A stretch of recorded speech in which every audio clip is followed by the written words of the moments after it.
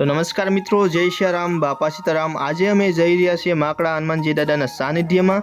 તો મિત્રો અમે પહોંચી ગયા છીએ હવે માકડા હનુમાનજી દાદાના સાનિધ્યમાં। સૌ પ્રથમ તમને હવે માકડા હનુમાન દાદાના દર્શન કરાવીએ।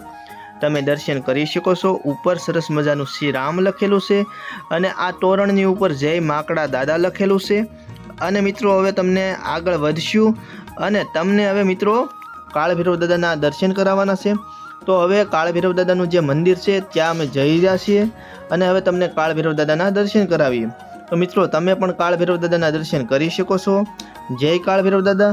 અને મિત્રો હવે અમે આગળ વધીશું અને જે માકડા હનુમાનજી દાદાનું જે મેન મંદિર છે એના પણ તમને મંદિરના ઉપરથી દર્શન કરાવીએ, સાથે ધજાના પણ દર્શન કરાવીએ। તમે જોઈ શકો છો એ પ્રમાણે વૃક્ષો હતા આગળ અને મિત્રો હવે તમને ધજા અને મંદિરના દર્શન કરાવી રહ્યા છીએ। અને તમે જોઈ શકો છો આ મિની ગીર જેવું સરસ મજાનું વાતાવરણ, ચારે બાજુ ડુંગરા અને લીલુંછમ જોવા મળી રહ્યું છે।